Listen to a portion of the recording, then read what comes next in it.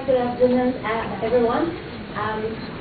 Sorry to find out that my handout, which is on page 23 in your handbook, it is a simplified version. Due to some problems, my up-to-date version is not uploaded there. So it's a challenge for you to follow my sharing my presentation. But I think it's a good work of cooperation. Okay, so you have to follow me and then attentively. Probably you have to fill out the gaps by taking notes. Thank you. Here's my title: Teaching vocabulary using learner-centered activities to result in prolonged vocabulary retention. As you can see from the title, my focus is on vocabulary teaching. Later we have another section from Anna, teacher Zhong. We have shared the same proposal while we were studying in UBC. So probably if I didn't get my idea correctly stated, and don't worry, things will come up later again, and probably you'll get a better picture from her description. My idea is focused on the vocabulary teaching, and we want prolonged vocabulary retention.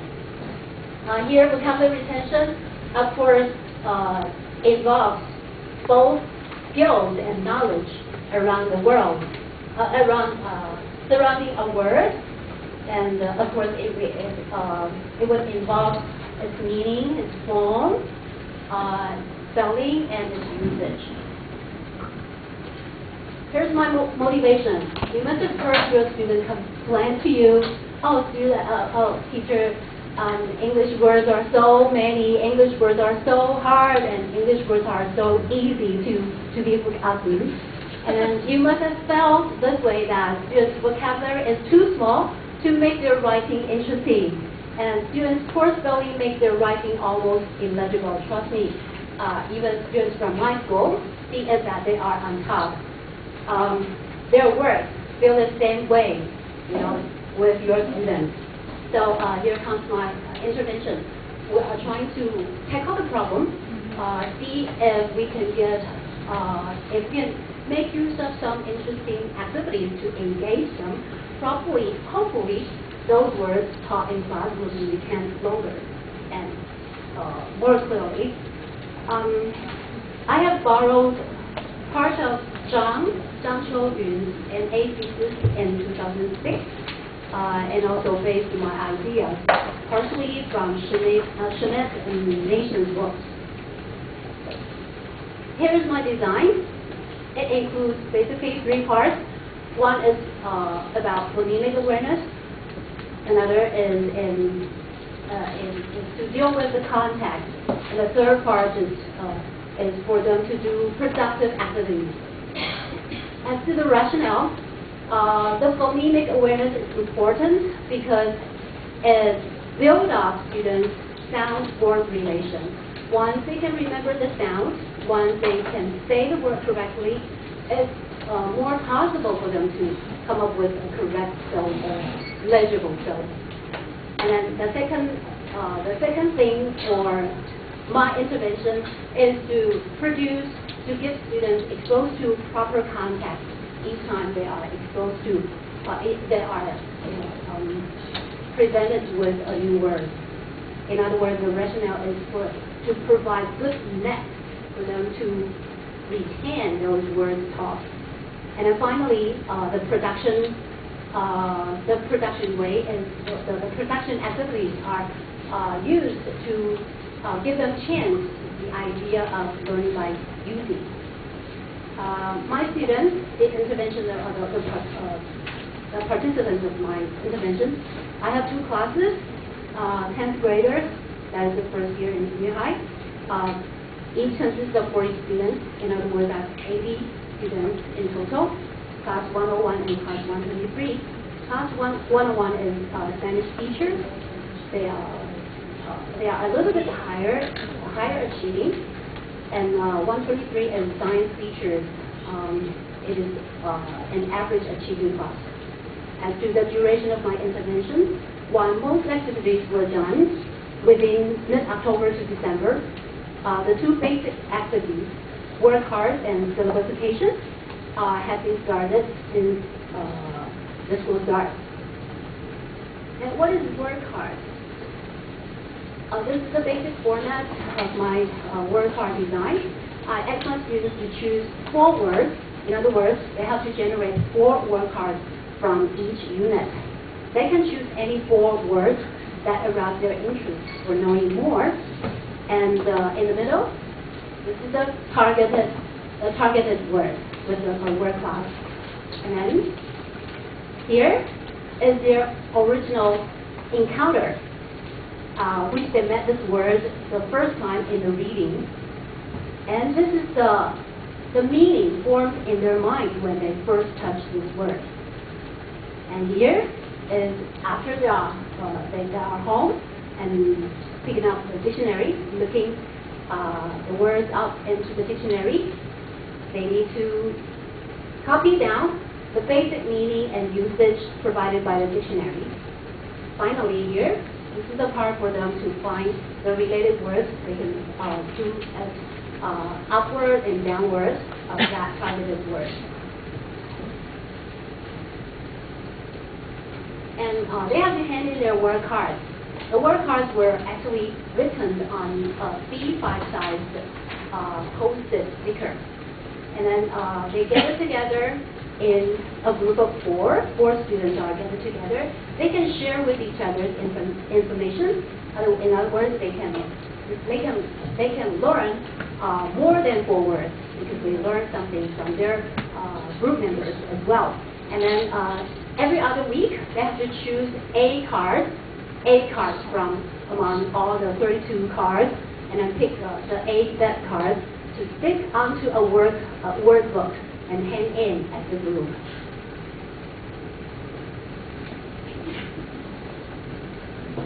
And then I'll simply put a stamp on that, okay, without any correction, because basically they are correct from the dictionary. So you don't have to do the correction. And then at the end of the semester, they can compile their own, all the cards together to form their own word card book and made a design for it. They love it. They think that it's what an achievement, you know, for the semester, throughout all the semester's work.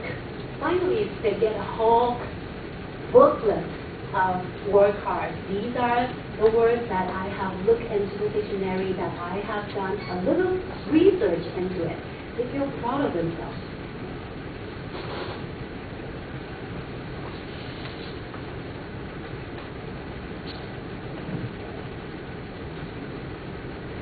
And as to syllabification, this is a worksheet that I asked my students to do in the beginning of the semester.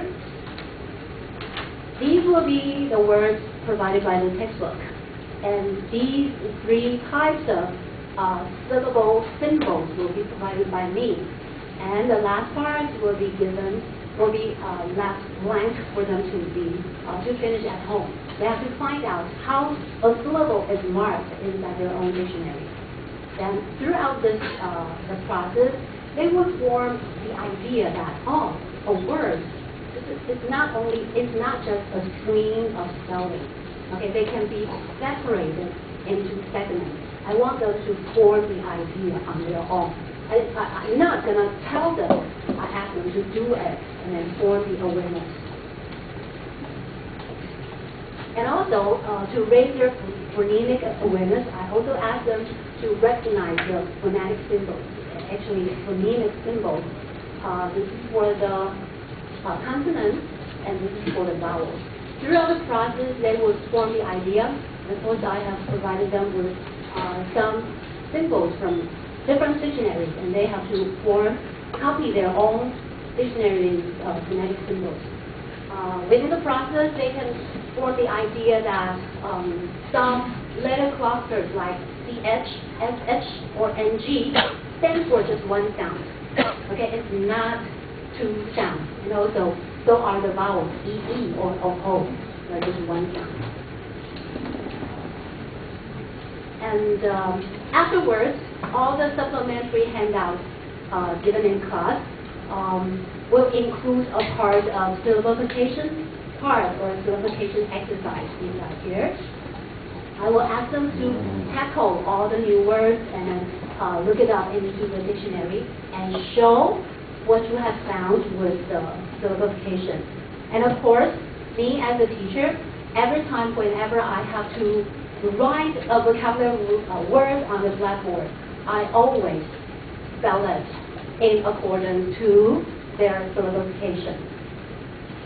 And to complete this exercise or this syllabification worksheet, they have two ways of completing this job.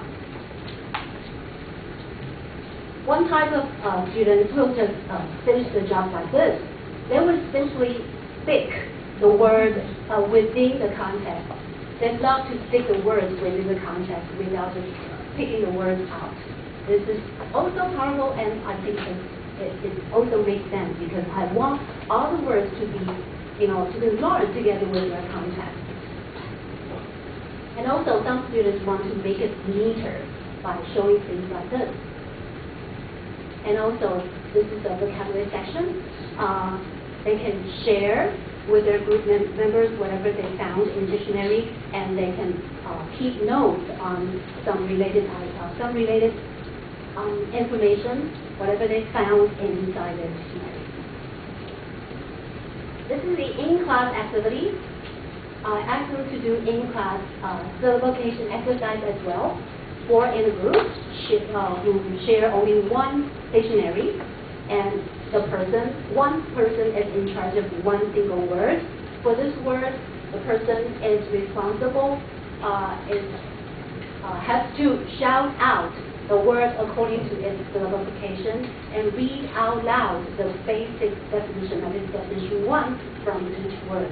And then after all the other members have understood the meaning, she passes it on to the second person of the group, the second person then take the job to finish the next word. Okay, and then so that they will come up with something like previously had shown that they can jot down some related information provided by their group members. And at the end of each unit, I will give them a short quiz like this. Each quiz will include two parts. One part is for the dictation, which includes their sound. They have to associate themselves to get familiar with the sound and to get the spelling correct. And the second part is for the matching, in order to get the meaning correct, the English definition correctly matched.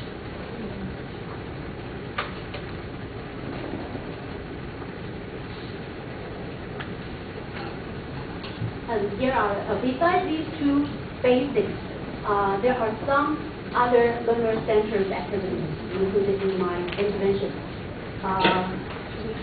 Running dictation is very interesting, which I'm going to show you. First, about how I designed the dictation. I have purposely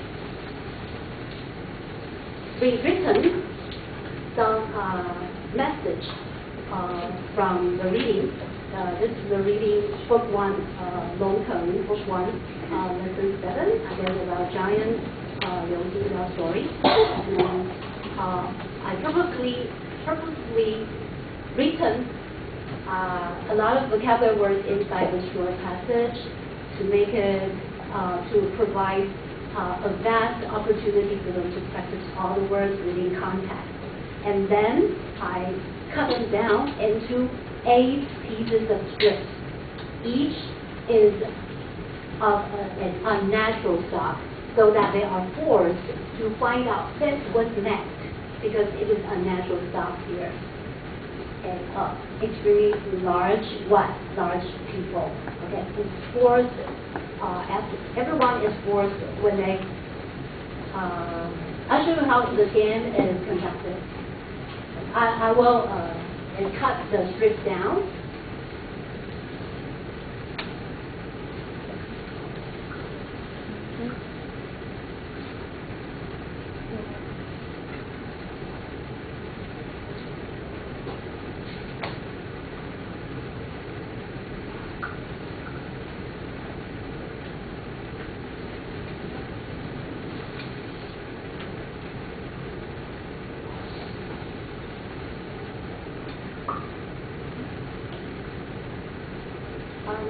all you need is several, I have divided the class into 5 groups of 8 students.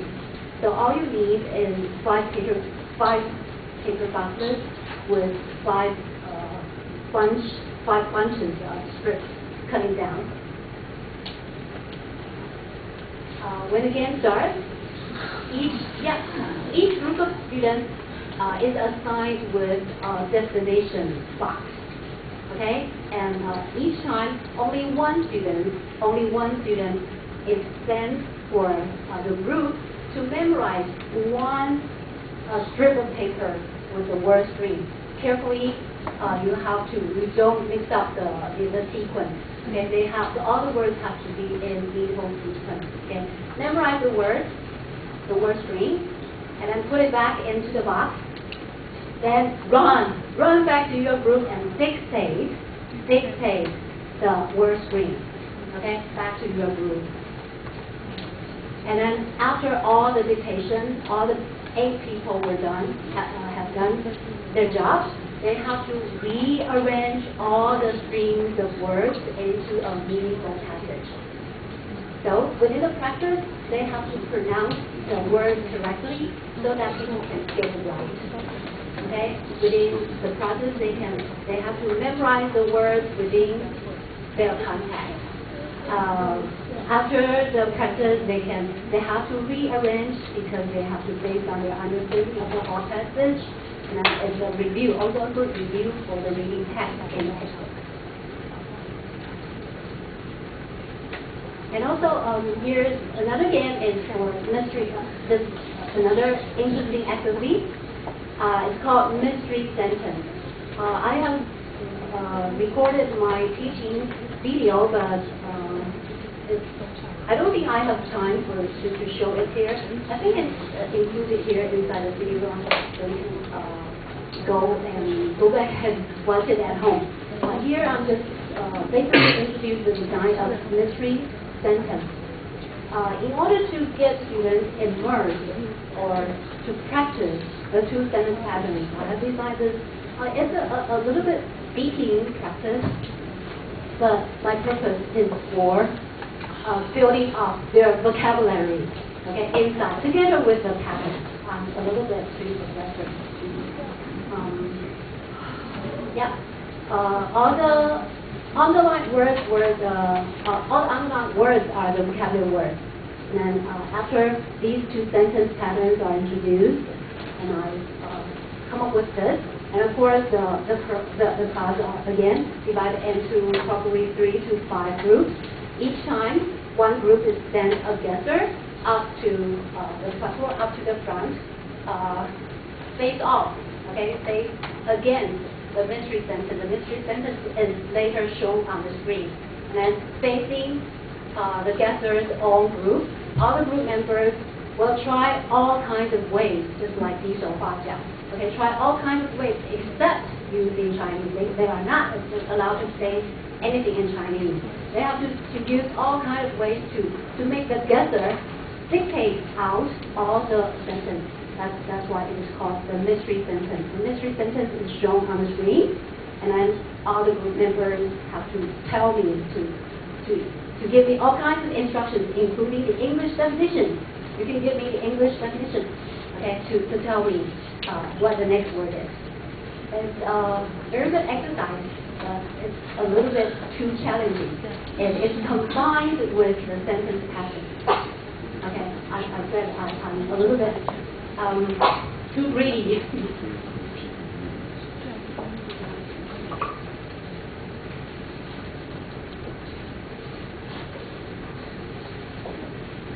Then the next activity is called working station. It's very similar to 闯关游戏. Students are divided into 8 groups of 5 students. They will fight for the fastest accurate completion of each task. Okay, they circle around when each time section is up. I section 5 minutes at a time, and I will give them a signal to change group, change station. And then all the tasks include banana grants, closed task, translation, picture description with blanks, definition matching, picture matching, or odd one out, error shooting, etc. Finally, I have designed a creative short story writing. I have several story cards which shows them the story ending, like the king finally sent out his daughter on a shabby wagon. Okay, then the students have to use a set of words given by me to complete the whole sentence, so that complete the whole story, so that the story can end up in this picture. But it's very time-consuming to give them proper feedback to help them say what they try to say in a meaningful way. So finally, this activity is able to be carried out. Here's the result. First, let's see the exam. I think the success in exam involves too many factors to be a good indicator of a teacher's instruction. So, as you can see, it doesn't mean anything. The number, the number doesn't show anything. But I do find a little bit in-class growth among class 101, especially within their performance in vocabulary. And also, this is an interesting thing I would like to share. Students are easily troubled by vocabulary questions that involve grammatical analysis. For example, this question. Being rejected by every college he has applied to really frustrated him. Yet, few students get this question right. It's not their fault. You know why? I'm sure that 90%, more than 90% of my students know the word frustrate, know the word meaning and the usage. But it's a pity that they were confused by this too. Okay, they don't understand this embedded relative clause here. They don't understand apply to. So when they see to, they put the verb root form here. They wouldn't give it an easy one. Okay, so this gives me a lesson to learn that next time. Don't confuse your students. If you are trying to test them, the knowledge and the skill related to this vocabulary word, then just simply put it a clear-cut task. Don't confuse them with some unrelated grammar problems. And pre and post test, I have designed some complete sentence dictation. I know it's not feasible, but I found some interesting things. Why isn't it a good way to test students' word retention? Is that if both typeface words, these 12 words are selected from lesson 3, 4, 5, 6. Lessons 3 to 6, which were taught from mid-September to the end of October. And the post-test was done. The post-test was done in mid-January 2013. So I think it might show that whether my students are still able to correctly understand the sentence and then correctly spell these 12 words. But due to the problem, the difficulty of the context, it's not probably the fault that they met that they cannot spell the word aware. It's a problem that after they heard psychologically they were stuck there. That's why they couldn't get aware correct. But luckily, I still found that although these two parts are the most difficult ones within the whole dictation, but the word energy and aware are still among the best performed words from all the lists. And also, I'm very happy to find that the word indicate. In the pre-test, the correct percentage, only 18% students get the word indicate. In other words, they have learned this word even before the teaching, okay, in their junior high school days. But at the end of the semester, this word is spelled correctly for 92%. It's a surprising, very surprising growth.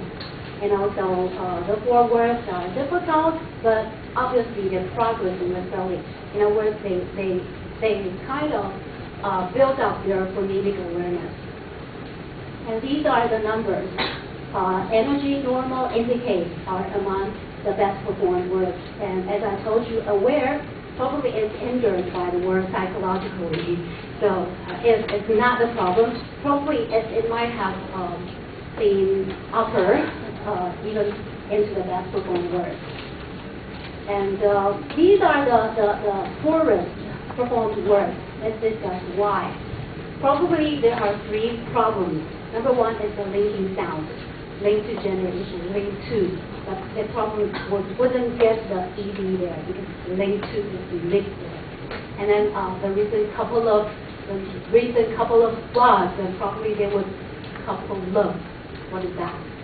And then for medical problems, the reverse, the row, probably they wouldn't understand. ED should be there. And then difficult context, the reverse row linked to gender issues. Probably they don't understand what is a gender issue. So here's my suggestion.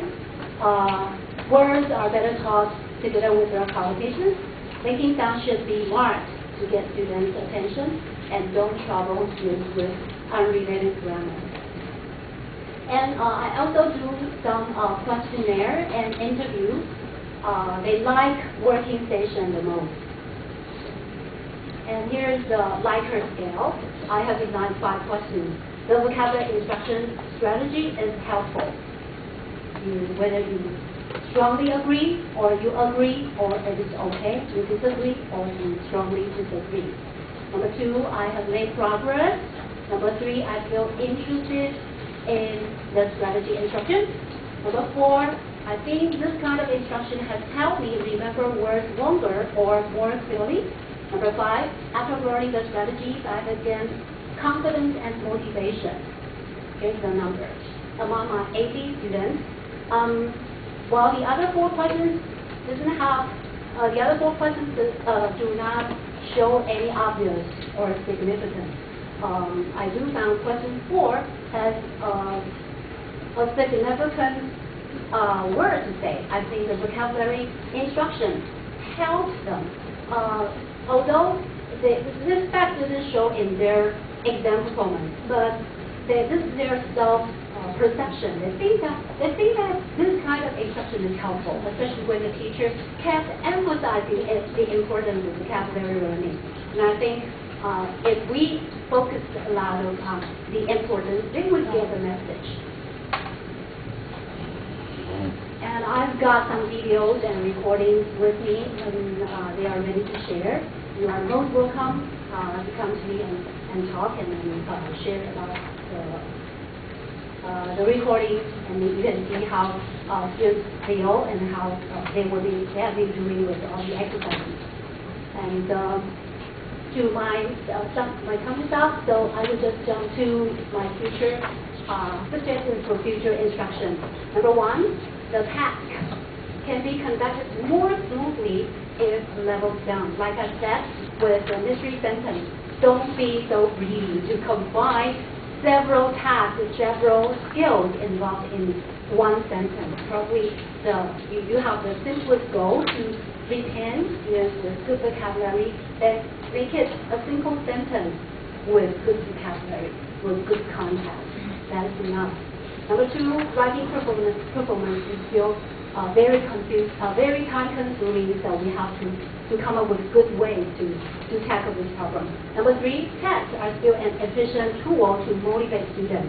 Within their interviews, they confess to me that they hate tests, but they would have to admit that tests are a very direct and immediate way to motivate them to learn in their autonomy.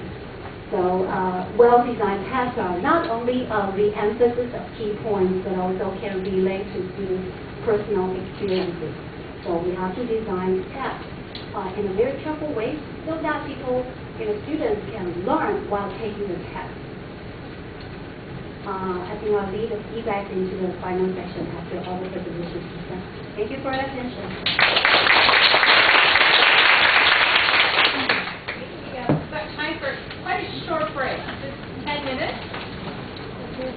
be back at 4. Then you can all go home. And so we have 2 more speakers from 4 to 5. And then if you have any questions, save them till 5.